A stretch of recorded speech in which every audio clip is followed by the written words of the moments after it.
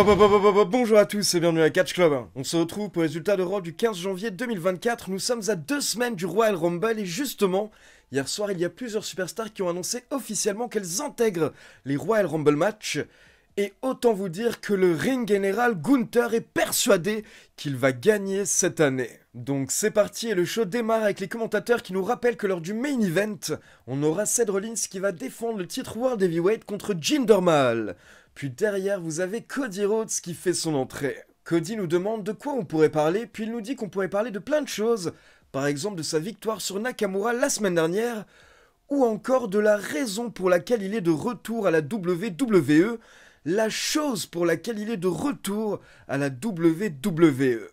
Et là justement, Cody Rhodes nous rappelle que le Royal Rumble approche. Donc bien entendu, Cody voulait nous parler de son histoire qu'il doit terminer en remportant le titre Undisputed, mais là il a été interrompu par Drew McIntyre qui fait son entrée, et on pensait que ça allait être potentiellement tendu entre les deux, mais pas du tout.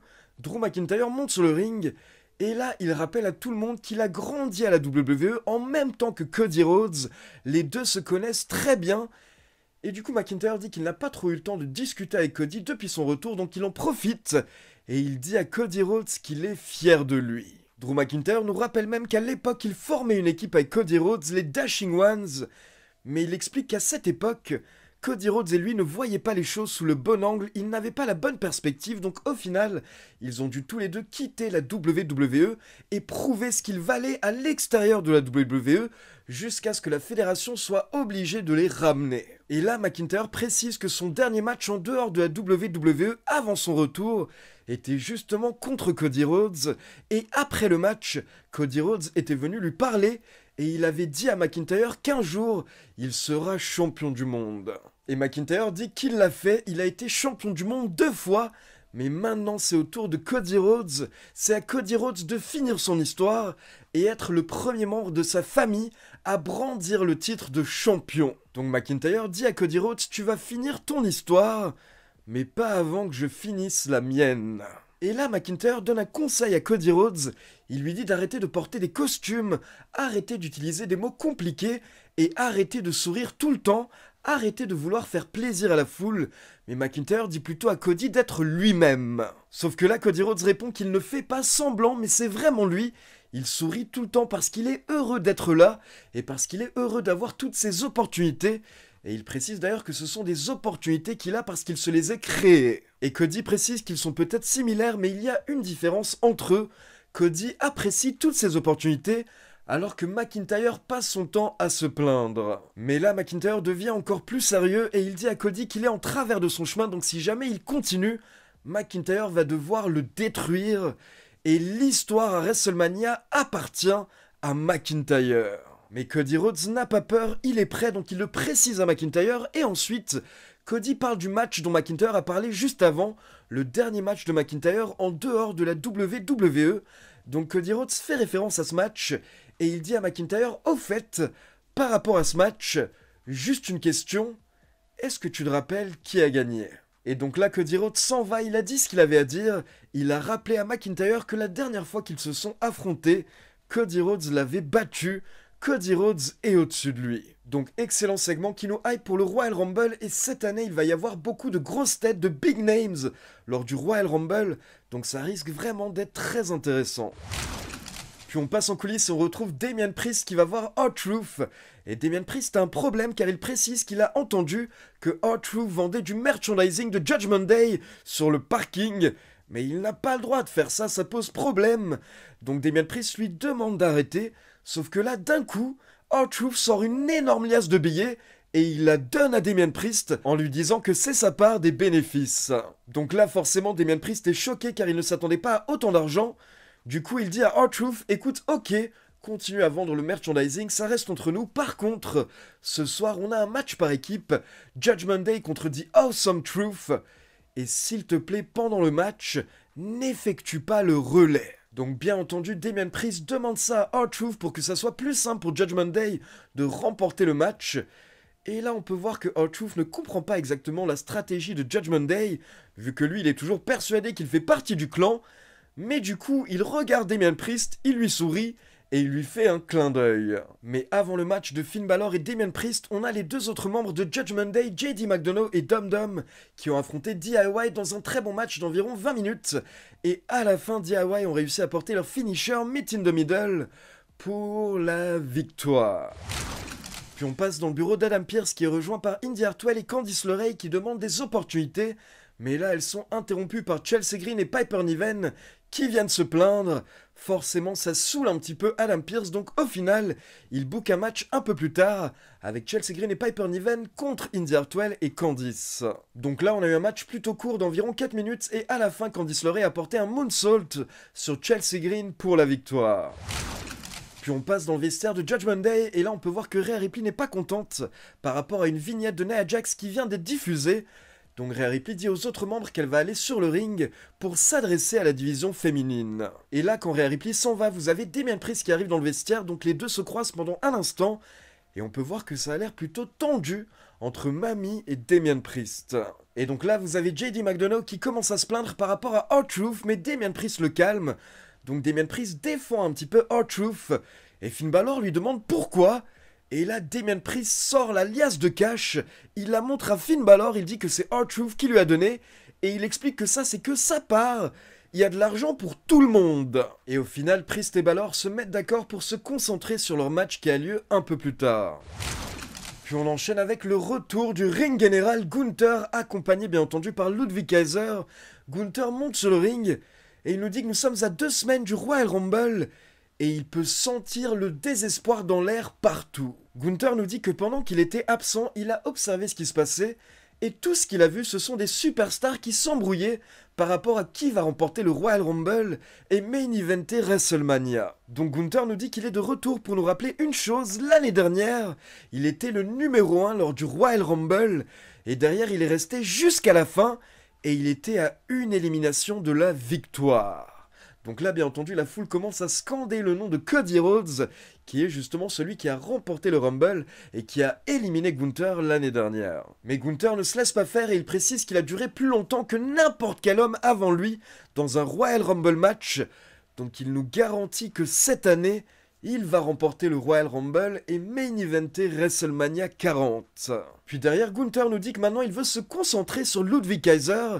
Et là, il demande qu'on passe des images de ce qui s'est passé la semaine dernière. Donc on revoit l'attaque de Ludwig Kaiser sur Kofi Kingston, notamment son dropkick sur les escaliers en métal. Donc là, on attend la réaction de Gunther et Gunther nous dit qu'il a adoré ça. Car la semaine dernière, Ludwig Kaiser a montré un côté de lui que Gunther a toujours voulu montrer au monde. Gunther dit que la semaine dernière, Ludwig Kaiser a montré de l'envie, de l'intensité, du courage. Donc il lui dit « Bien joué mon ami ». Sauf que là, les membres d'Imperium sont interrompus par le retour de Xavier Woods. Xavier Woods qui prend le micro pour nous dire que la semaine dernière, Ludwig Kaiser est allé beaucoup trop loin. Et du coup, forcément, Kofi Kingston est blessé, il n'est pas présent cette semaine. Mais Xavier Woods est là et il est prêt à se battre. Donc il challenge Ludwig Kaiser à un match tout de suite. Mais Xavier Woods demande à Kaiser s'il peut accepter ou s'il doit d'abord demander la permission de son papa. Donc Kaiser est très énervé, il se tourne vers Gunther, mais comme je vous l'ai dit, Gunther est fier de lui. Donc Gunther le laisse faire, il lui donne le micro et il quitte le ring. Et là, Kaiser dit à Xavier Woods que ce qu'il a fait à Kofi Kingston la semaine dernière n'est rien du tout à côté de ce qu'il va faire à Xavier Woods ce soir. Et donc il accepte le match. Donc le match démarre et les deux catcheurs sont très énervés. On a un match très intense et on a un Ludwig Kaiser beaucoup plus intense depuis quelques semaines comme l'a souligné Gunther. Du coup Kaiser s'acharne sur Xavier Woods et rapidement on peut voir que Xavier Woods saignait légèrement au niveau de la bouche. Et donc au bout de quelques minutes les deux catcheurs se battent au bord du ring. Et là Xavier Woods n'en peut plus, il est trop énervé. Donc il prend une chaise et il la jette sur Ludwig Kaiser. Mais du coup, l'arbitre est obligé de disqualifier Xavier Woods et c'est Kaiser qui remporte le match. Mais attention, ce n'est pas terminé. Xavier Woods va chercher une autre chaise, il veut continuer de s'acharner sur Ludwig Kaiser, Mais là, Ludwig Kaiser kick la chaise directement dans le visage de Xavier Woods. Et attention, Ludwig Kaiser ne va pas s'arrêter, il prend Xavier Woods et comme la semaine dernière, il le place sur les escaliers en métal, puis il prend de l'élan pour lui porter un dropkick. Mais au dernier moment, Xavier Woods se relève et il contre Ludwig Kaiser avec un double stomp. Puis pour finir, Xavier Woods chope un bout des escaliers en métal et là il les jette directement au visage de Ludwig Kaiser, mais heureusement, Kaiser s'est enlevé au dernier moment, sinon il était mort. Et derrière, Kaiser prend la fuite pendant que les officiels retiennent Xavier Woods. Et donc juste après le match, on retrouve Xavier Woods en coulisses pour une interview, mais rapidement, il est attaqué par Ludwig Kaiser qui s'acharne sur lui, jusqu'à l'intervention de Jey Uso, qui arrive pour faire fuir le membre d'Imperium. Puis on enchaîne avec une petite vignette de Bronson Reed qui nous dit qu'à l'heure actuelle, il y a une personne à la WWE qui a une ceinture et qui ne réalise pas que tôt ou tard, cette ceinture appartiendra à Bronson Reed. Puis on continue avec Ivar contre Akira Tozawa. Alors là, on se doutait tous qu'Ivar allait remporter le match assez rapidement, mais non, car au bout d'environ 2 minutes, on a Maxime Dupri qui intervient pour distraire Ivar, et là, ça permet à Tozawa de le surprendre avec une Sunset Bomb sortie de nulle part pour la victoire. Donc incroyable et magnifique victoire pour Tozawa, j'ai envie de dire, hier soir. Du coup, il se met à célébrer avec Maxime Dupri, mais là, ils sont attaqués par Valhalla. Et derrière, Ivar en profite également pour s'acharner sur le pauvre Tozawa. Donc là, les commentateurs nous précisent que parfois, même quand vous gagnez, eh bien au final, vous perdez quand même.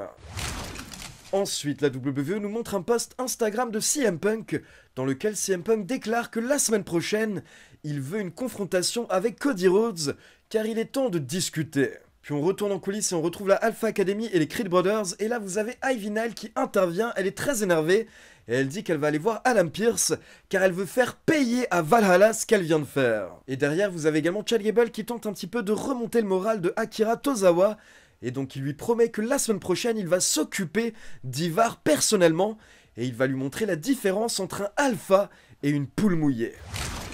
Puis nous avons Mami qui fait son entrée et attention, Rhea Ripley n'est pas contente donc elle monte sur le ring et elle nous dit qu'elle en a marre de toutes ces catcheuses qui viennent ici semaine après semaine pour dire que c'est leur division. Mami précise que c'est sa division et ça c'est son titre. Donc Rhea Ripley lance un avertissement à la catcheuse qui va remporter le Royal Rumble et elle lui dit si tu veux gâcher ton opportunité, alors à ce moment-là, je te conseille de me choisir comme adversaire à WrestleMania. Mais là, Mami est interrompue par The Man Becky Lynch qui fait son entrée. Elle monte sur le ring et elle nous dit « Nous voilà !» face à face dans le ring. Et Becky précise que Rhea Ripley et elle ont des parcours très différents, mais en même temps assez similaires, car au final, elles viennent toutes les deux d'un pays étranger et toutes les deux rêvaient de s'imposer au sein de la WWE et de devenir une superstar. Mais Becky précise qu'il y a tout de même une différence entre les deux. L'une d'entre elles a remporté le main event de WrestleMania et l'autre non. Donc les voilà les deux meilleures catcheuses de ce business face à face. Sauf que Becky nous dit que maintenant qu'elle est là, il y a une voix dans sa tête qui lui répète quelque chose. Et Becky nous révèle que cette voix dans sa tête lui répète « Je pense que Rhea Ripley pourrait être meilleure que moi ». Donc au fond d'elle, Becky Lynch pense que Rhea Ripley est potentiellement meilleure qu'elle, mais justement, Becky Lynch nous dit qu'elle a besoin de prouver que ce n'est pas vrai, que ce n'est pas le cas. Et donc pour faire ça, pour prouver ça, Becky Lynch doit lui prendre son titre, et pour faire ça, Becky Lynch doit remporter le Royal Rumble, puis pointer vers le logo de WrestleMania et challenger Rhea Ripley. Donc Becky Lynch nous hype un potentiel Mami contre The Man à WrestleMania, et là Rhea Ripley sourit, et elle répond simplement à Becky Lynch « Sache qu'il n'y a qu'une personne qui souhaite plus que toi que tu remportes le Royal Rumble, c'est moi. » Donc on se voit à WrestleMania. Donc fin du segment, et pour rappel, ce n'est pas la première fois que la WWE nous tease un potentiel match entre Rhea Ripley et Becky Lynch. Elles se tournent autour depuis plusieurs mois, elles se sont croisées plusieurs fois en coulisses, et à chaque fois on sentait que c'était très tendu, et on sentait que la WWE avait des plans pour un potentiel très gros match entre ces deux catcheuses, donc pourquoi pas à WrestleMania 40.